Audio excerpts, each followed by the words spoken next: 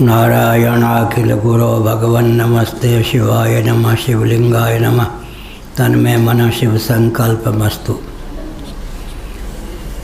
भारत जब परतंत्र था तब मोरारजी देसाई कहा करते थे, गोहत्या के काले कलंक को दूर करने के लिए भारत की स्वतंत्रता अपेक्षित है। भगवत कृपा से भारत स्वतंत्र हुआ। कालक्रम से मोरारजी देसाई भारत के प्रधानमंत्री भी बने। उस समय में शंकराचार्य के पद पर प्रतिष्ठित नहीं था।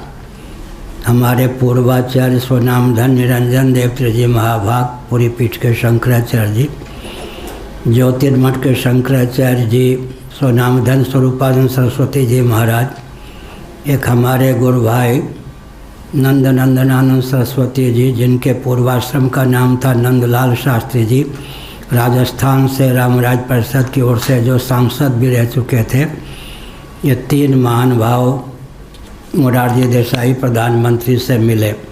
हम लोग 400 व्यक्ति प्रधानमंत्री की कोठी के बाहर खड़े रहे बिना कुछ उपद्रव किए। मोरारजी देसाई को तीनों महान भावों ने बताया कि आप पहले कहा करते थे भारत स्वतंत्र होगा तो कलम की एक नोक से गोहत्या के काले कलंक को मिटा देंगे। आपको याद है ना, अब तो आप प्रधानमंत्री के पद पर प्रतिष्ठित हैं। मोरारजी देसाई ने कहा उन बातों को भूल जाइए, अब मैं कसाईयों का भी प्रधानमंत्री हूँ। तो मैं एक संकेत करना चाहता हूँ, कम से कम वर्तमान जो प्रधानमंत्री हैं, भारत के गृह मंत्री हैं, गोहत्या के काले कलंक को मिटाकर एक अपना उज्जवल इतिहास तैयार करें। मोरारजी देसाई के मार्ग पर न चलें तो अच्छा है,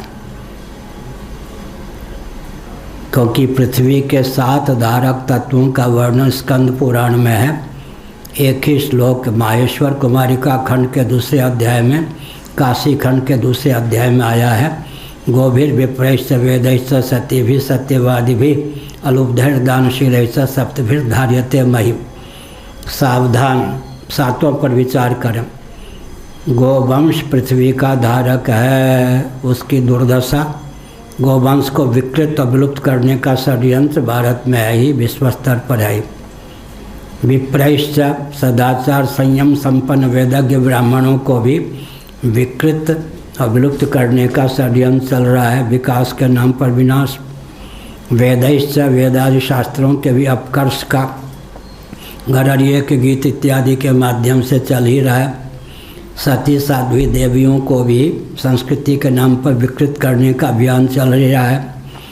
सत्यवादियों का भी विलोप हो रहा है, निर्लोभ व्यक्तियों का भी विलोप हो रहा है, दानशीलों का भी विलोप हो रहा है। तो गोभिर विप्रैश्च वेदैश्च सत्यभिः सत्यवादिभिः अलुब्धैर दानशीलैश्च सप्तभिः धार्यते महि। पृथ्वी के धारक 7 तत्वों को विकृत और विलुप्त करने का विकास के नाम पर जो षड्यंत्र चल रहा है, इस पर देशभक्त मान्य राजनेताओं को विचार करना चाहिए। दूसरी बात है धर्मः कामश्च कालश्च वसुर्वासुकिरेवच अनंतः कपिलश्चैव सप्तैते धरणीधरा। ये महाभारत का श्लोक है। धर्म पृथ्वी के धारक हैं, अर्थ पृथ्वी का धारक है, काम पृथ्वी का धारक है, काल पृथ्वी का धारक है। यहाँ वसुर वासुकिरेवच, अर्थ पुरुषार्थ को 2 रूपों में व्यक्त किया है। वसु, अष्टवसु होते हैं, अब वासु की नाग, ये अर्थ के देवता हैं, चलाचल संपत्ति के। मोक्ष के 2 आचार्यों का नाम ले लिया गया, सीधे पुरुषार्थ का नाम नहीं लिया गया। कपिल जी का नाम लिया। वो ये धर्मः कामश्च कालश्च वसुर्वासुकिरेवच अनंतः कपिलश्चैव, शेषनाग और कपिल जो हैं मोक्ष पुरुषार्थ के द्योतक हैं, परा विद्या के। इसका अर्थ है कि काल के सहित पुरुषार्थ चतुष्टय पृथ्वी के धारक हैं। गंभीरता से विचार करें तो काल को काल बना दिया गया है। दिन रात्रि की विभाजक रेखा विलुप्त हो जाने के कारण धर्म के नाम पर धर्म नहीं, अर्थ के नाम पर अर्थ नहीं, काम के नाम पर काम नहीं, मोक्ष के नाम पर मोक्ष नहीं, पुरुषार्थ चतुष्टय निरपेक्ष भारत को बनाया जा रहा है। बुद्धिहीनता की पराकाष्ठा है। माननीय प्रधानमंत्री आदि महोदय अपनी मेधा शक्ति का अवलंबन लें और जो मनीषी विचारक विशेषज्ञों से संपर्क साध करके उज्ज्वल भारत को स्थापित करने का प्रयास करें। नारायण।